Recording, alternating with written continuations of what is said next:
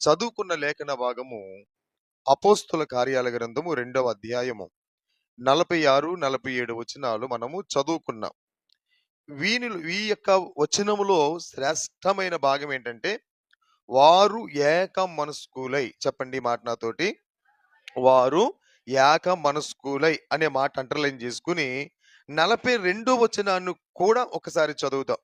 వీరు, చాలు నానమ్మ, సరిపోతుంది. ఒకటి వారు అనే మాట, రెండవదిగా వీరు అనే మాట, మూడవదిగా కూడా చూస్తే 37వ వచనంలో మొదటి మాట చూడండి, వారు. చాలు, దేవునికి స్తోత్రం.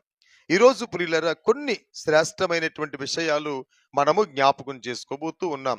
ఎవరు వీళ్ళు అని మనం ఆలోచన చేస్తే, ఒకటి దేవుని వాక్యాన్ని శ్రద్ధగా విన్నవాళ్ళు. రెండు, ఎవరు వీళ్ళు అనంటే దేవుని వాక్యాన్ని గ్రహించినటువంటి వారు వీళ్ళు.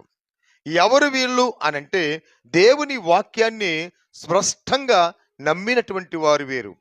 ఎవరు వీరు అనంటే దైవజనుడు చెప్పిన మాట సంక్లిప్తంగా విన్నటువంటి గొప్ప బిడ్డలుగా మనం చూస్తూ ఉన్నాం.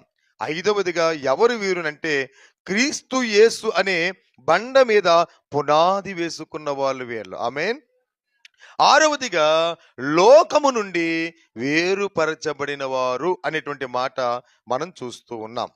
ఈ 6 ప్రాముఖ్యమైన విషయాలు ఇప్పుడు మనము వింటున్నాం. ఒకటి, దేవుని వాక్యాన్ని శ్రద్ధగా వినినవారు. రెండవదిగా దేవుని వాక్యాన్ని గ్రహించిన వారు. మూడవదిగా దేవుని వాక్యమును నమ్మినటువంటి వారు. నాలుగవదిగా దైవజనుడు చెప్పిన మాటను వాళ్ళు సంక్లిప్తంగా విన్నారు వాళ్ళు. ఐదవదిగా క్రీస్తు యేసు అనే బండ మీద పునాది వేసుకున్నారు. ఆరవదిగా లోకము నుండి వేరుపరచబడ్డారు వీళ్ళమాట. ఈ 6 లక్షణాలు కలిగి ఉన్నవారు వీరు.